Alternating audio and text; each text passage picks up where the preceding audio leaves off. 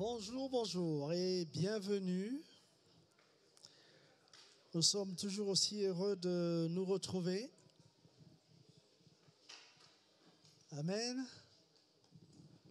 Gloire à Dieu.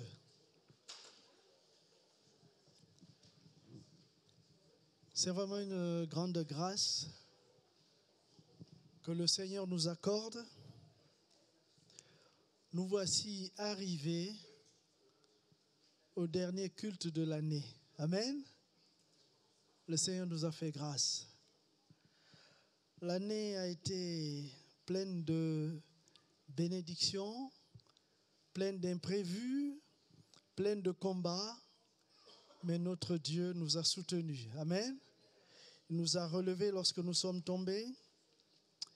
Il nous a accompagnés lorsque nous étions fatigués.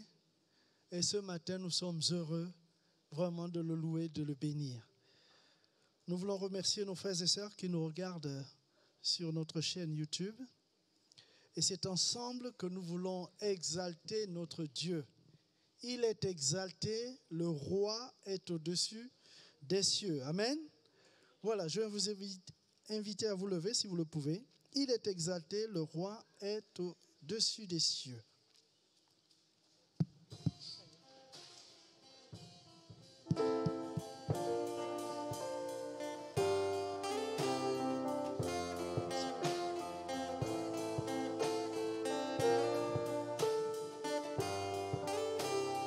Il est exalté, le roi est au-dessus des cieux. Je veux le louer, il est élevé à jamais exalté et je loue son saint nom. Il est Seigneur, sa vérité régnera. Tout l'univers se réjouit dans son saint nom. Il est exalté, le roi est au-dessus des cieux. Il est exalté, le roi est au-dessus des cieux.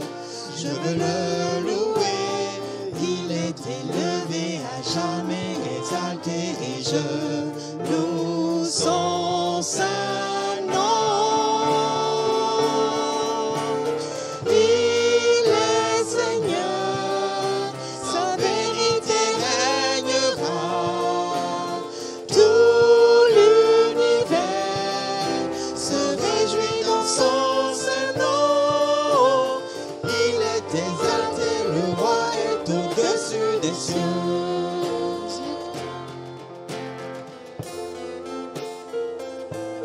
Gloire à Dieu.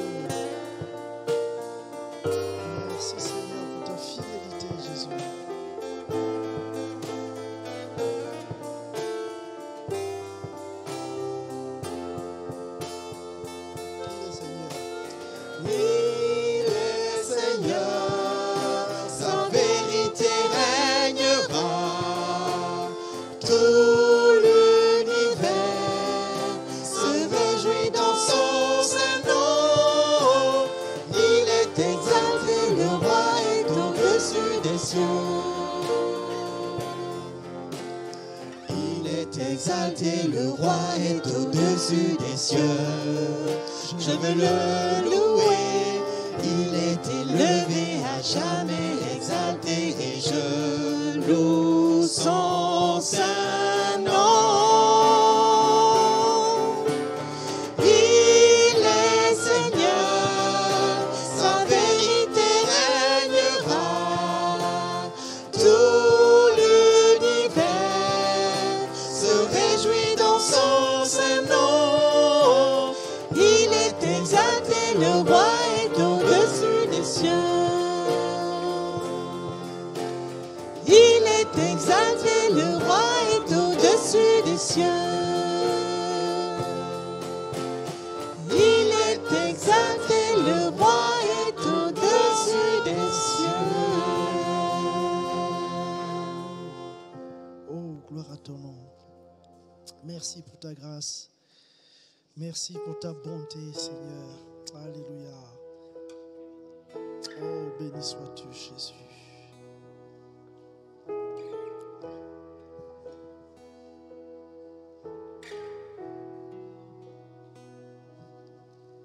Grâce infinie. Alléluia.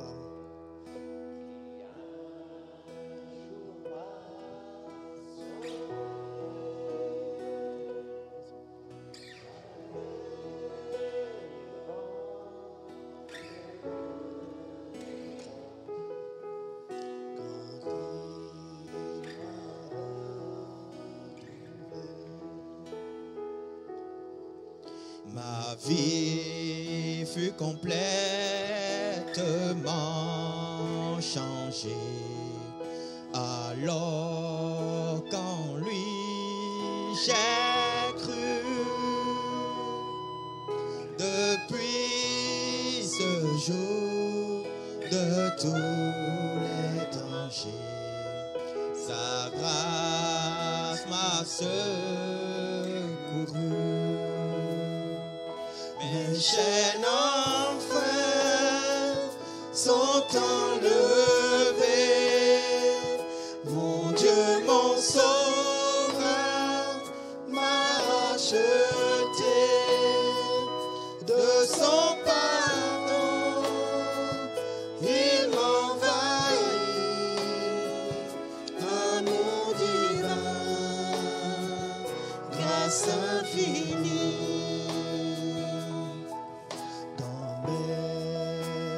Épreuves et mes labeurs, toujours suffit sa grâce.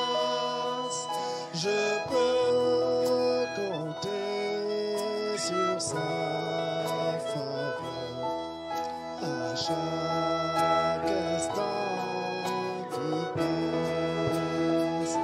Mes chaînes sont enlevés. Mon Dieu, mon sauveur, m'a racheté. De son pardon, il m'envahit. Amour divin, grâce infinie. Quand nous aurons pendant 1000 ans célébrer ses louanges, nous pourrons comme au commencement lui offrir nos hommages, lui offrir nos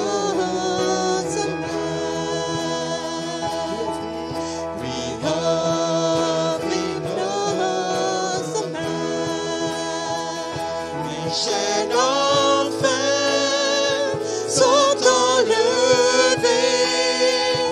Mon Dieu, mon sauveur, m'a racheté. De son pardon, il m'envahit. Amour divin, grâce infinie. Mes chaînes enfin sont enlevées. Mon Dieu, mon sauveur, m'a racheté. De son pardon, il m'envahit. Amour divin, grâce infinie. Amour divin, grâce infinie. Amour divin, grâce infinie. Oui, son pardon nous entoure. Gloire à ton nom. Bénis ton nom. Gloire à ton nom, Jésus. Bénis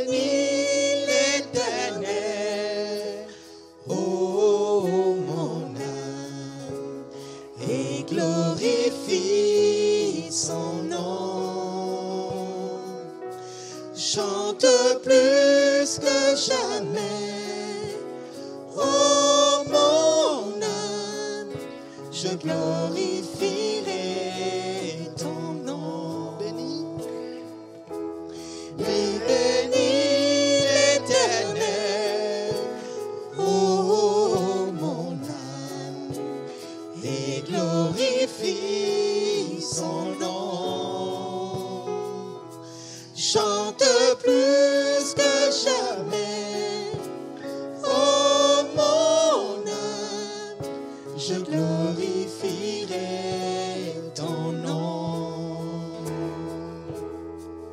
Voici l'aurore, le jour se lève, tout à nouveau je veux chanter, malgré les circonstances et ce qui pourrait m'attendre. Le soir encore, je te chanterai. Oui, bénis l'Éternel, oh mon âme, et glorifie son nom. Chante plus que jamais, oh mon âme, je glorifierai ton nom. Tu es bonté, lent à la colère, ton nom est grand et ton cœur est bon. Pour tes bienfaits, je chanterai sans cesse. Sans nombre sont les raisons de mon cœur. Oui, bénis l'Éternel, oh mon âme, et glorifie son nom.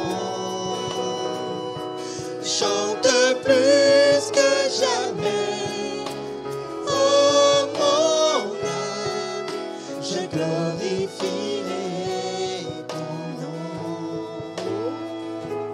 Oh, oh, oh, oh, oh,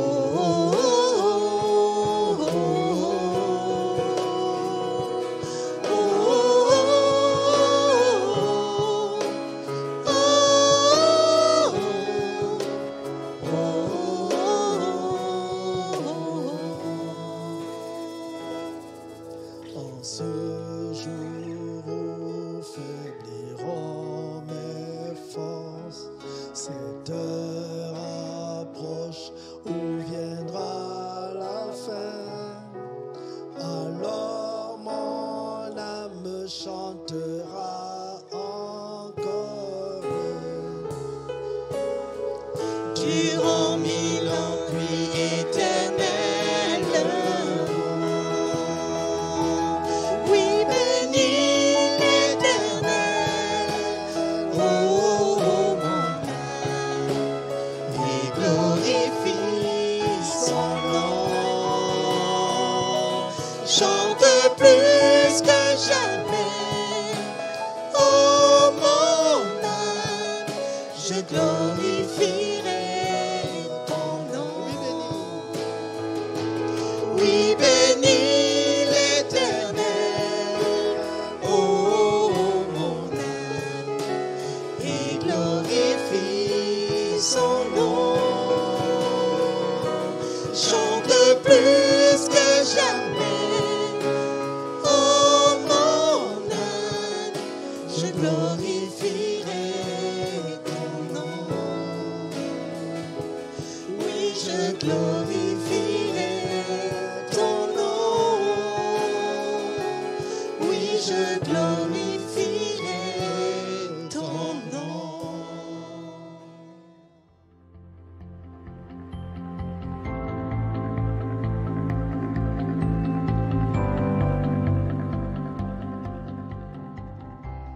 Bienvenue à tous. j'aimerais parler sur les héros de la foi, dans Hébreux chapitre 11, verset 20.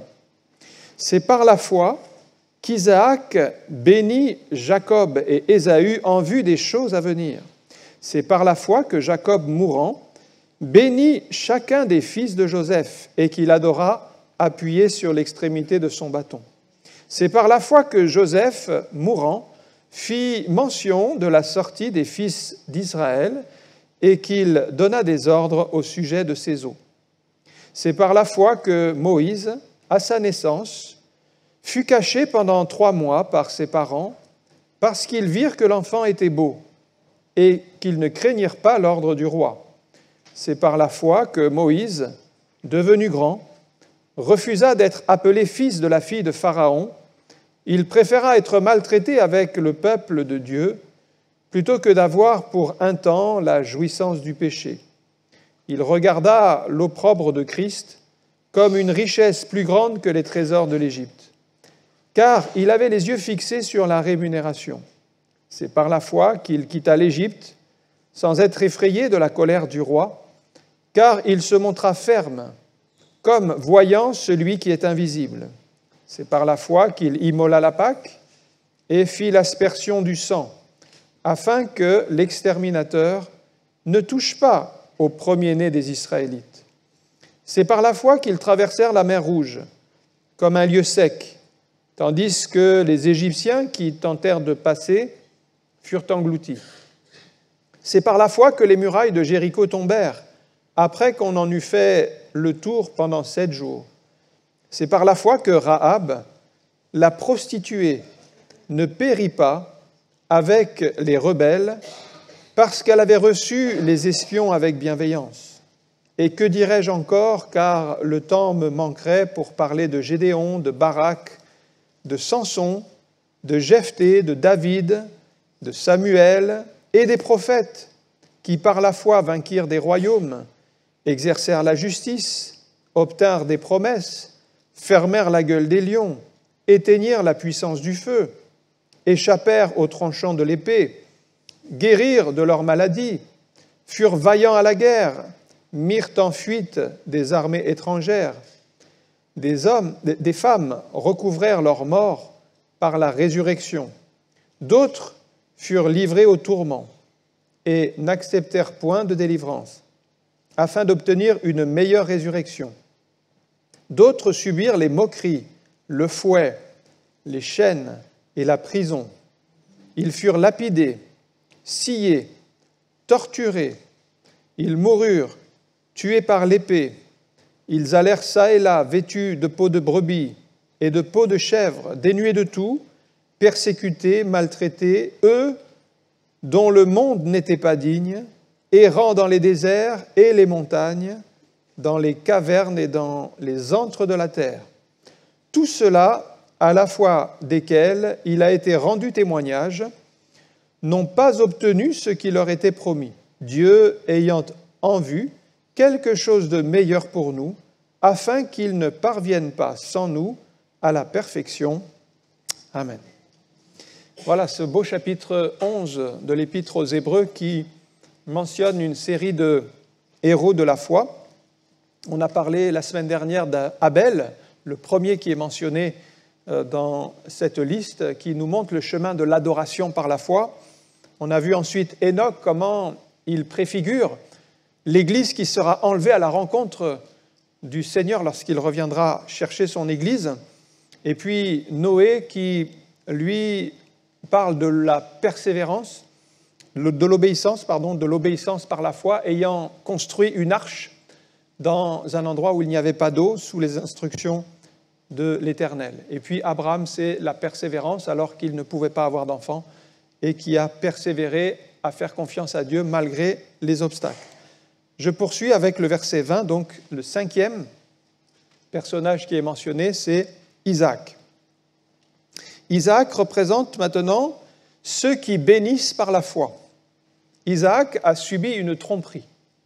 Il était déjà âgé, il ne voyait plus bien, et Jacob, donc son fils, s'est déguisé en Ésaü pour obtenir la bénédiction paternelle. Alors, sa mère lui a mis des vêtements de son frère Ésaü et a mis des peaux de chevreau sur son cou et sur ses mains, puisque Ésaü était velu. Et ainsi, le père Isaac a été trompé et il a béni Jacob, croyant bénir Ésaü. Voilà l'histoire qui s'est passée. Et sans le vouloir, finalement, Isaac a accompli le plan de Dieu et il a béni la bonne personne. Lui, dans son optique, il voulait bénir Ésaü, mais la bonne personne, c'était Jacob. Or, Rebecca, quand elle était enceinte, il y avait des jumeaux dans son ventre qui se heurtaient l'un l'autre. Elle a consulté Dieu et dans Genèse 25, 23, il y a une parole de l'Éternel qui est très importante. Chaque parole de Dieu est importante. Mais là, c'est Rebecca qui a reçu cette parole concernant les enfants qui allaient naître. L'Éternel lui dit, « 2 nations sont dans ton ventre, et 2 peuples se sépareront au sortir de tes entrailles. Un de ces peuples sera plus fort que l'autre, le plus grand sera assujetti au plus petit. » C'est donc une prophétie, une parole donnée sur la vie de ces 2 enfants. Mais quand il est dit « le plus grand sera asservi au plus petit », le plus grand, c'était Ésaü, c'est le premier-né. Il a été assujetti au plus petit, c'était Jacob. Donc Jacob a dominé sur son frère.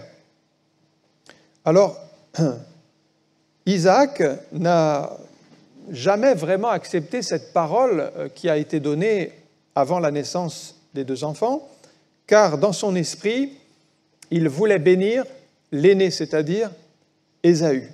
Mais Dieu a fait tourner les choses pour que la parole de Dieu s'accomplisse. Et c'est Jacob qui a été béni. Alors c'est peut-être votre cas aujourd'hui, même s'il y a une promesse sur votre vie, comme c'était le cas sur ces enfants, même si les choses ne bougent pas, eh bien, c'est que ce n'est pas encore le temps de Dieu. Vous devez patienter dans la foi jusqu'à la bénédiction de Dieu. Et ça, c'est un fruit de l'esprit, la patience. Le fruit de l'esprit, c'est l'amour, la joie, la paix, la patience.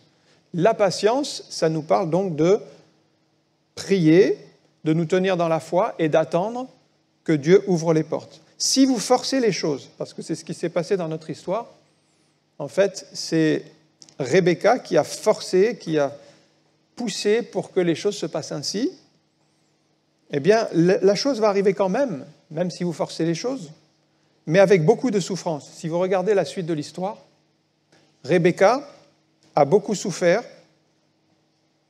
en faisant ce plan, en faisant passer Jacob pour Ésaü, en mentant, en trompant. Résultat, ça a suscité la haine d'Ésaü qui s'est mis en colère contre son frère. Il a même voulu le tuer. Ensuite, Jacob, pour sauver sa vie, a dû fuir à Charan, loin de Rebecca et Isaac. Et il a pu vivre là-bas, mais pour sauver sa vie. Et puis enfin, Rebecca n'a jamais revu son fils qui est parti à Charan, Jacob donc, et elle est morte avant que Jacob ne revienne dans le pays de Canaan. Donc oui, forcer les choses, ça aboutit à quelque chose, mais finalement, ça a créé des complications pour la vie de Rebecca, très importantes, qu'elle a regrettées certainement par la suite. Mais voilà, elle avait fait ce qu'elle avait cru bon à l'époque. C'est pourquoi nous devons patienter dans la foi, ne pas forcer les choses pour que Dieu accomplisse son plan, mais attendre que Dieu le mette en place en son temps. Et il y a un temps de Dieu, et ça nous parle de la patience. Ça, c'est donc le 5e personnage, c'était Isaac. Maintenant, on passe au 6e, au verset 21. C'est Jacob. 6e personnage, Jacob nous parle maintenant de ceux qui meurent dans la foi. C'est écrit, c'est par la foi que Jacob, mourant, bénit chacun des fils de Joseph et qu'il adora appuyé sur l'extrémité de son bâton. Jacob a aussi connu des hauts et des bas dans la vie. C'est vrai qu'il avait trompé son père en se faisant passer pour Ésaü. Mais par la suite, il y a eu un retour de bâton, puisque arrivé chez Laban, bien Laban l'a trompé et lui a fait épouser Léa alors qu'il aimait Rachel. Il aimait Rachel, mais par une sorte d'arrangement, eh bien Laban lui a fait épouser Léa plus Rachel. Donc il s'est retrouvé du coup avec les deux sœurs pour épouse. Et donc là, il a été trompé. Il a été trompé et il a été victime d'une tromperie énorme. Et même, il a dû travailler 14 ans chez son beau-père pour avoir épousé les deux femmes, mais aussi, il a continué 6 ans de plus. Donc, ça fait un total de 20 ans. Pendant 20 ans, il a été exploité chez Laban. Alors, il devait restituer les bêtes volées. Quand on en volait, c'est lui qui payait. Il travaillait quand il faisait chaud, sous le soleil brûlant, quand il faisait froid ou la nuit. Et il a beaucoup souffert de cette situation.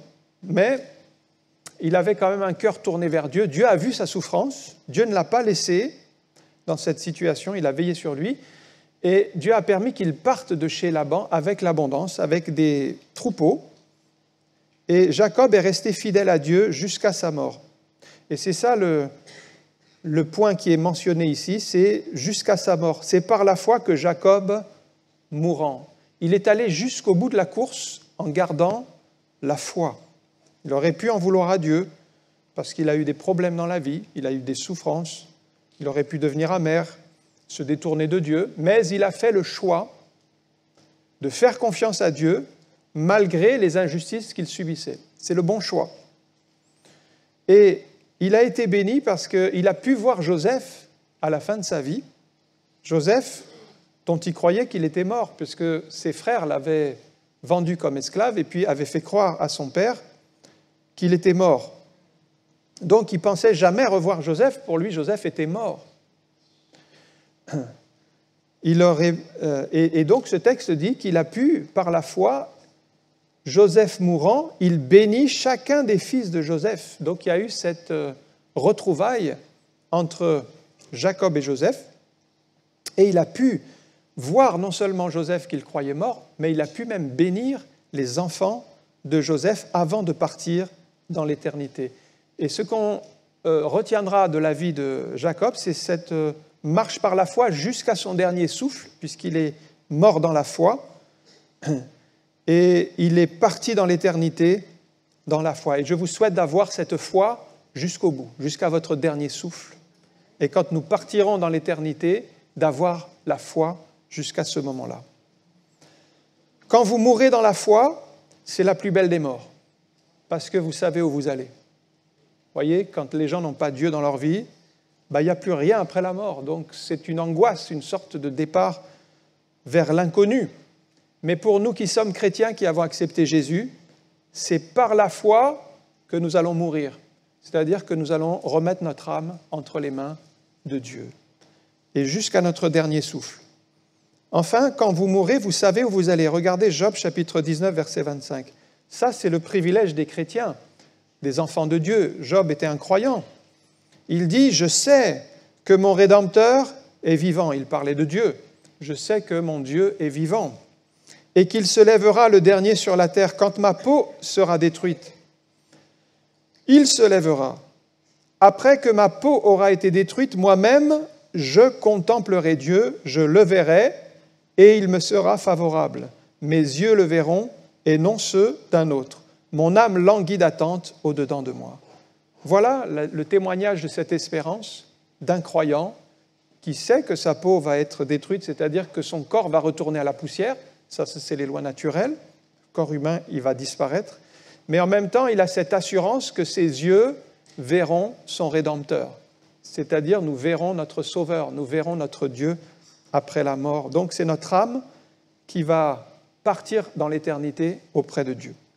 Alors, le croyant, dans la Bible, quand il meurt, en fait, il est dit qu'il s'endormit. Vous voyez, Étienne, par exemple, qui a été lapidé, il a vu Jésus debout à la droite de Dieu, et la Bible dit « Étienne s'endormit ». En réalité, il était mort.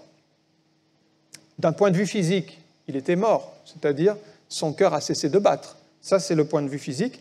Mais la Bible dit « il s'endormit », c'est-à-dire que quand il s'endort, il meurt sur cette terre, c'est comme un sommeil, mais il se réveille dans la présence de Dieu. Et le Seigneur l'a accueilli dans le ciel. Donc le croyant qui va aller jusqu'au bout, comme Jacob, eh bien, va mourir dans la foi. Oui, il va quitter ce monde, les souffrances et les difficultés de ce monde, pour aller avec notre âme dans la présence de Dieu. Ça, c'est le 6e Jacob, 6e personnage. Le 7e, c'est maintenant Joseph, au verset 21.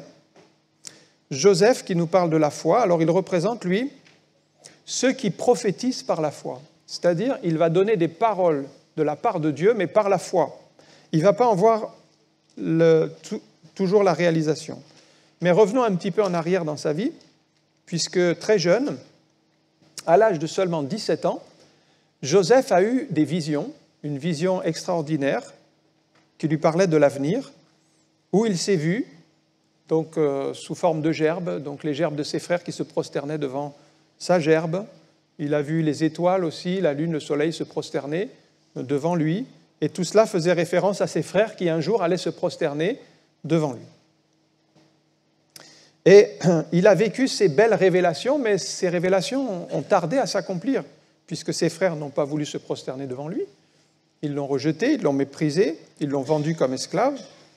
Et c'est seulement 13 ans plus tard, après beaucoup de déboires, que Joseph s'est retrouvé établi par Pharaon à la tête de l'Égypte. Donc, entre le moment de la vision, où il avait 17 ans, et le moment de l'accomplissement, il y a eu 13 années. 13 années où il ne voyait pas l'accomplissement de cette prophétie. Voyez-vous, dans les prophéties, il y a le temps de la révélation et il y a le temps de la manifestation. Et les deux temps ne sont pas consécutifs.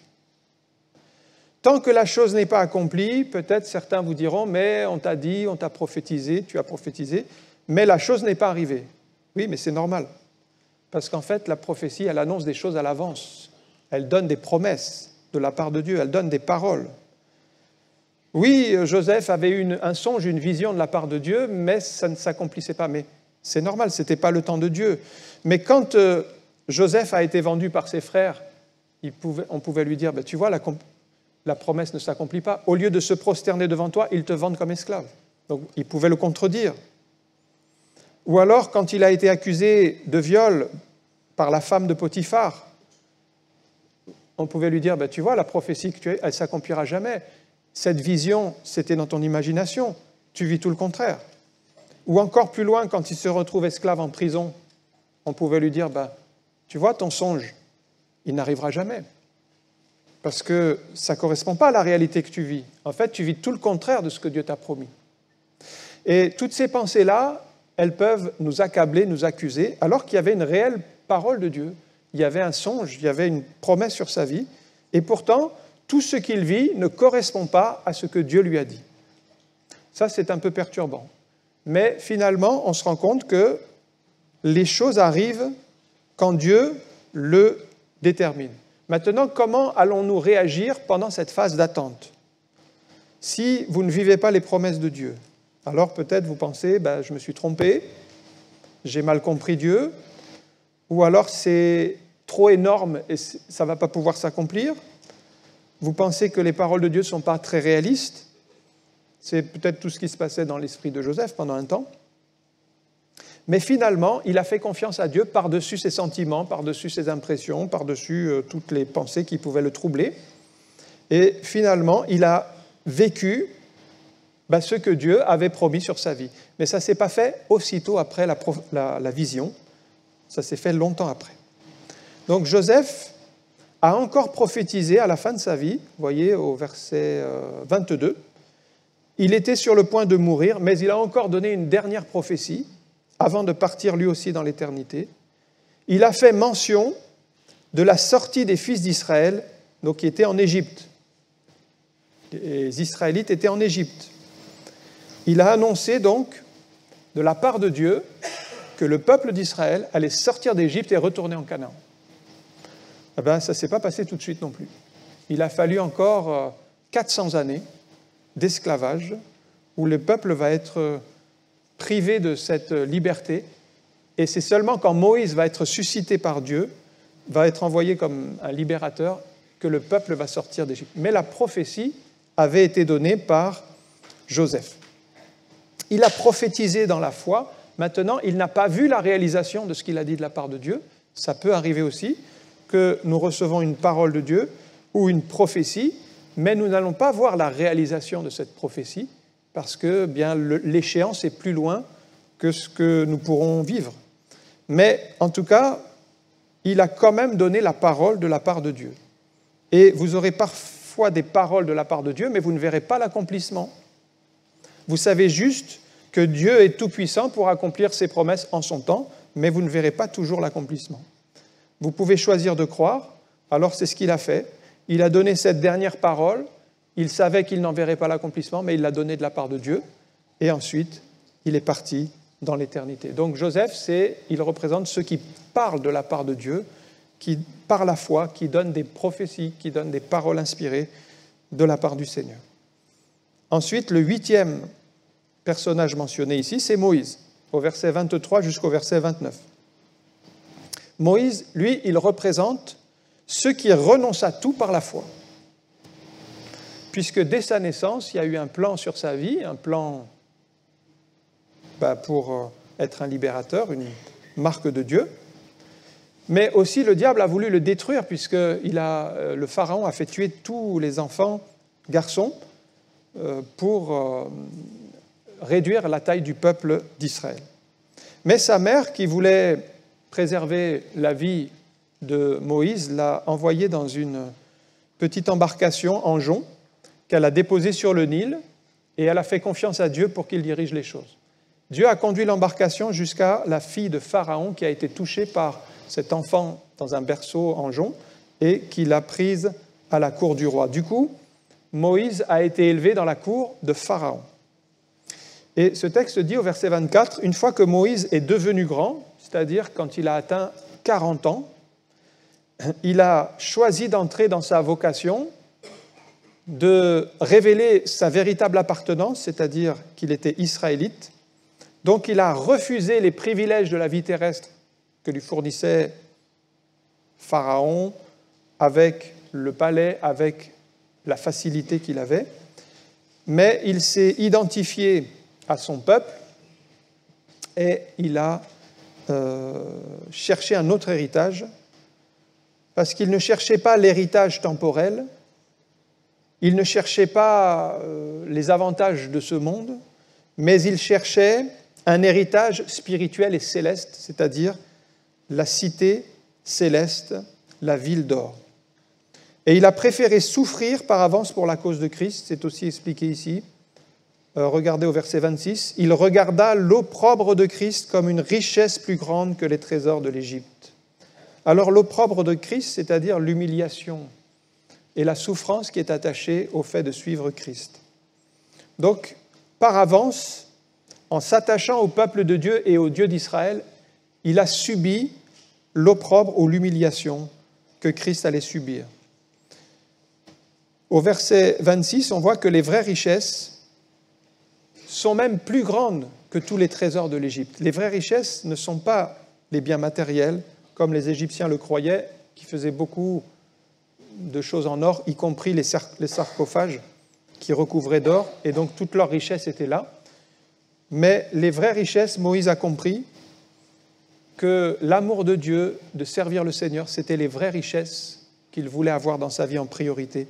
Luc chapitre 12, verset 21 dit ceci, « Il en est ainsi de celui qui amasse des trésors pour lui-même, mais qui n'est pas riche pour Dieu. » Il y a deux sortes de richesses. Il y a la richesse temporelle, et certains y mettent toute leur énergie et ils obtiennent quelque chose, mais ce n'est pas la plus importante. Il existe une autre richesse, et c'est celle-ci qu'il ne faut pas manquer, c'est d'être riche pour Dieu. Et c'est ce que Moïse a choisi. Il a choisi d'être riche pour Dieu. Il a perdu sur le plan temporel, au niveau des trésors de l'Égypte, mais en tout cas, il a obtenu l'abondance et la bénédiction dans les trésors spirituels parce qu'il est devenu riches pour Dieu. Ne tombons pas dans ce piège que de consacrer toute notre énergie dans les biens matériels et en délaissant les biens spirituels qui sont, aux yeux de Dieu, une valeur beaucoup plus importante.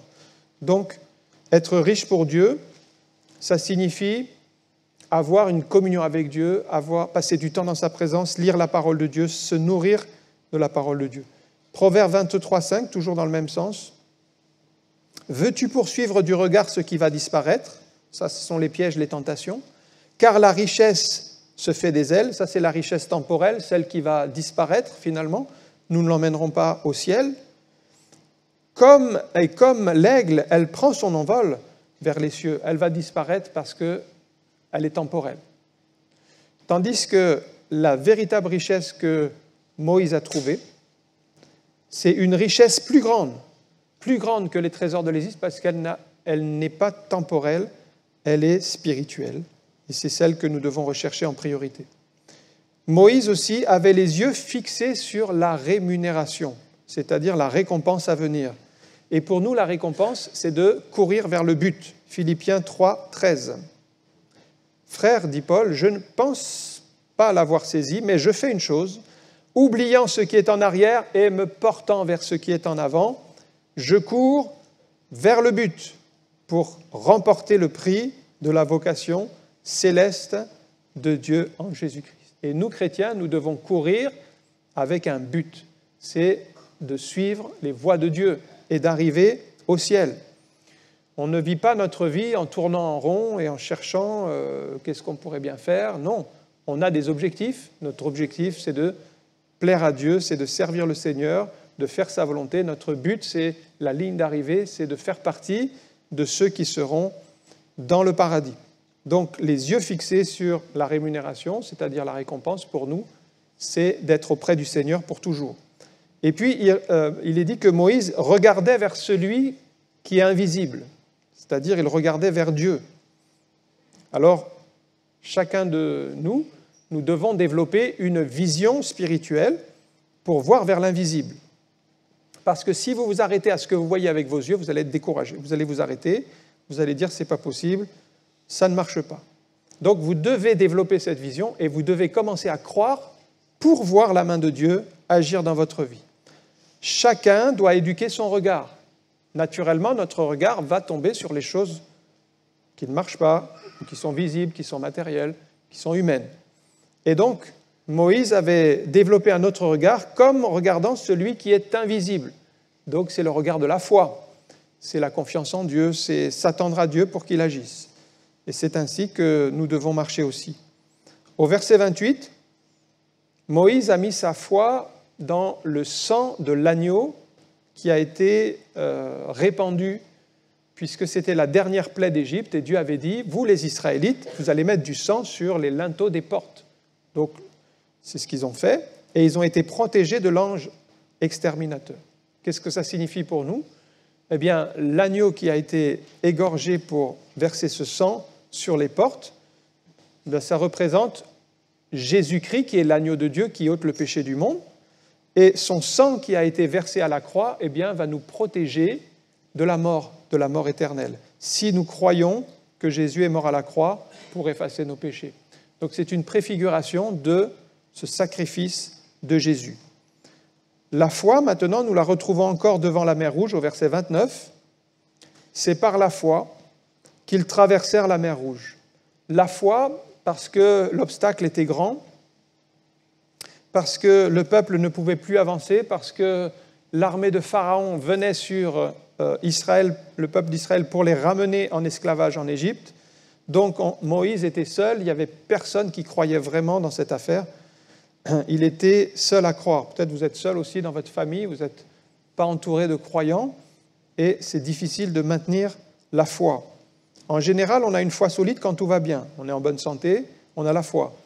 Tout va bien dans la famille, on a la foi. Les enfants vont bien, travaillent bien, on a la foi. Le travail, ça va bien, on a la foi. Mais ce n'est pas trop difficile de croire quand tout va bien, c'est assez facile.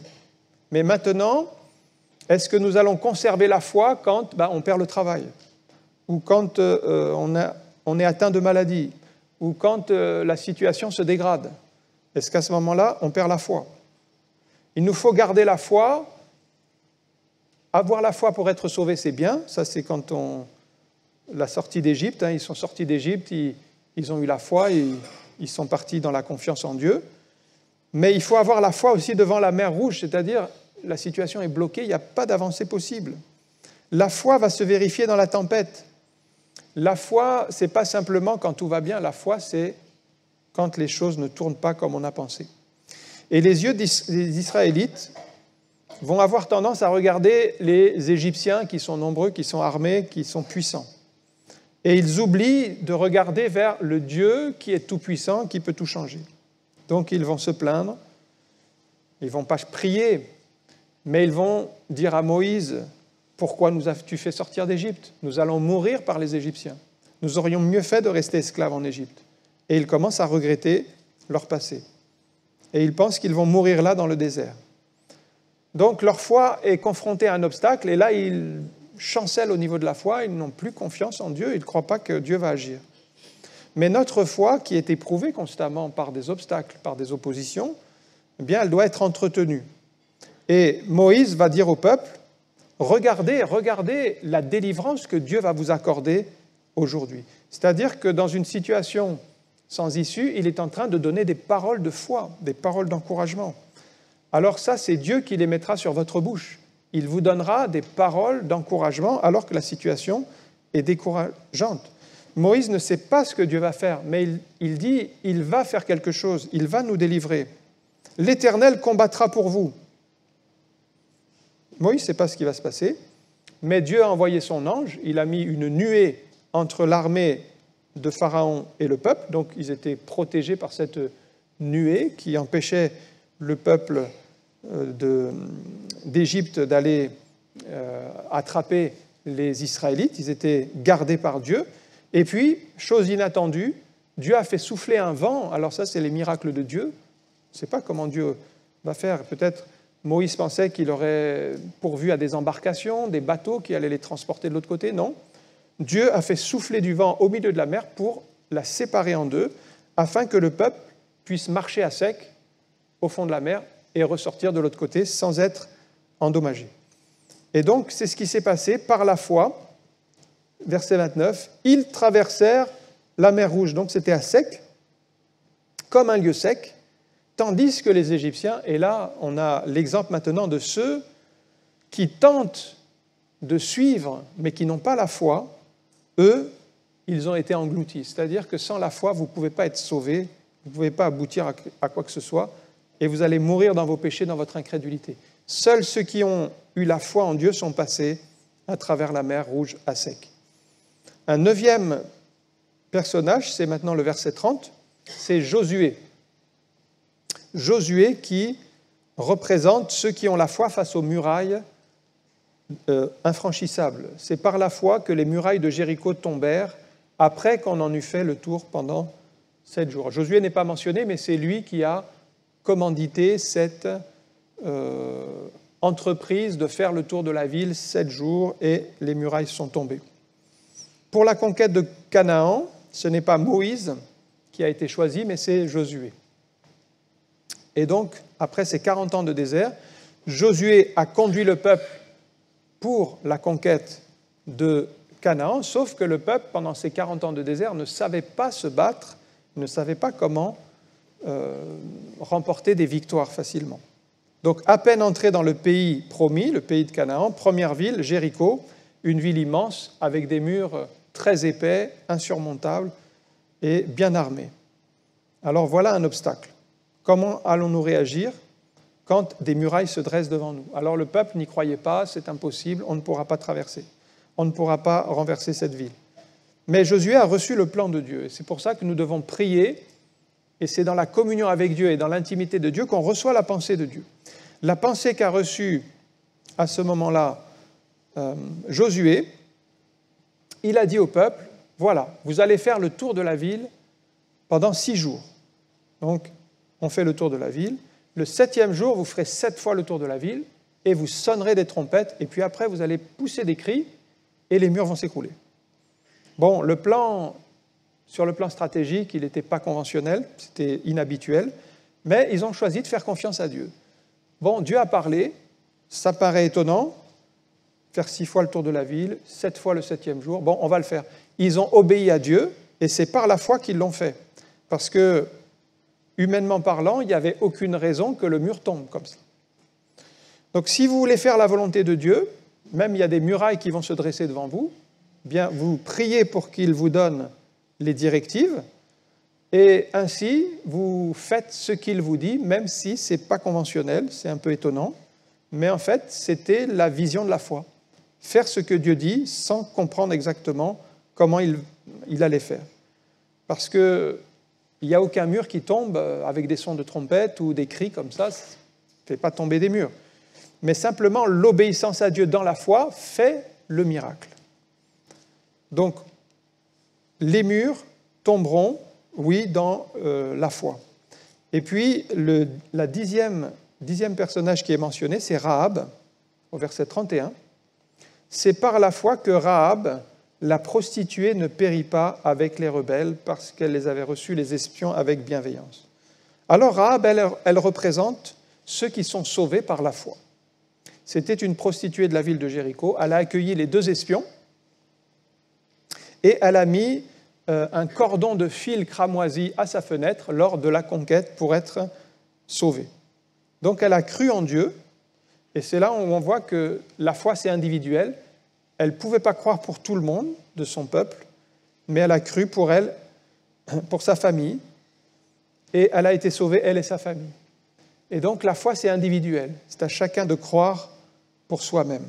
Sa foi l'a sauvée, elle n'a pas péri avec son peuple, et sa foi lui a aussi permis de changer de vie parce qu'elle était dans le péché, elle était dans l'immoralité avec cette vie de prostitution, et ce n'était pas bon de continuer à vivre comme ça. Mais quand elle est sortie de cette ville de Jéricho, elle n'a plus continué dans la prostitution, elle a été changée. Sa foi lui a donné une nouvelle destinée. Elle est même devenue célèbre puisqu'elle fait partie des ancêtres du Messie lui-même, Christ, dans sa lignée. Vous verrez le nom de Rahab. Donc, elle a été vraiment bénie par la foi. Jean explique qu'une des conséquences de la foi, dans Jean 1,12, mais à tous ceux qui l'ont reçu, c'est-à-dire à ceux qui ont reçu la parole, qui croient en son nom, donc ils ont la foi, elle a donné le pouvoir de devenir enfants de Dieu. Vous êtes sauvés, mais par la foi. Le pouvoir de devenir enfant de Dieu, ce n'est pas accordé par des hommes, mais c'est par votre foi en Christ. Alors cette foi en Christ vous donne le pouvoir de devenir enfant de Dieu. C'est ce qui s'est passé pour tous les croyants. Rahab, eh bien, c'est vraiment l'exemple que Dieu s'intéresse à tout le monde, parce qu'elle n'était vraiment pas du peuple de Dieu. Elle était loin de Dieu dans sa vie, mais il y avait quand même un plan de grâce pour elle. Son nom même nous serait jamais parvenu si elle n'avait pas cru. Et maintenant, eh bien, nous pouvons en parler comme un témoin de la foi. Et puis, en conclusion, on voit que le chapitre se poursuit avec beaucoup de modèles qui nous ont précédés, faisant mention de Barak, Samson, Jephthé, David, Samuel, la liste est longue. Tous ceux-ci sont les croyants qui nous ont précédés, tous des héros de la foi. Pourquoi ? Parce qu'ils ont simplement cru en Dieu et fait confiance en Dieu tout au long de leur vie. Ils ont renoncé au monde présent pour plaire à Dieu. Ces héros de la foi nous rappellent que notre vraie patrie n'est pas ici-bas. Ils attendaient une autre patrie qui est céleste. Nous sommes aussi en transit. Nous sommes sur la terre pour un temps. Mais notre destination finale n'est pas ici. Nous attendons celui qui revient du ciel, Jésus. Et nous ne devons jamais oublier que la vie est provisoire et que nous avons une autre demeure. Et c'est notre espérance de voir aussi le Seigneur pour l'éternité, d'être auprès du Seigneur dans l'éternité. Soyez renouvelés dans cette espérance pour être de ceux qui ont la foi jusqu'au bout et qui sont prêts à partir avec le Seigneur dans l'éternité. On va prier le Seigneur. Merci pour ces modèles de foi qui ont persévéré jusqu'au bout, qui ont été vainqueurs malgré les obstacles, les adversités. Tu as ouvert le chemin pour eux, tu leur as montré comment faire, tu leur as montré les stratégies pour agir. Tu les as conduits, Seigneur, dans l'obscurité et tu le fais encore pour nous aujourd'hui. Merci de tracer le chemin, de nous montrer, Seigneur, comment avancer dans cette vie terrestre avec ses hauts et ses bas, avec ses contretemps, avec peut-être ces oppositions, ces murailles d'opposition qui se dressent contre nous. Mais Seigneur, tu as promis d'être toujours avec tes enfants. Je te prie pour chacune des personnes ici représentées, Seigneur, que ta bonne main soit avec nous, que ta bénédiction nous accompagne et que tu nous aides aussi à marcher jusqu'au bout, par la foi, jusqu'à notre dernier souffle. Nous voulons, comme Joseph, pouvoir conserver la foi jusqu'au bout et avoir même des paroles de ta part jusqu'à notre dernier souffle. Seigneur, que ta bénédiction, que ta bonne main nous accompagne en toutes choses dans le nom de Jésus. Amen. Que le Seigneur vous bénisse.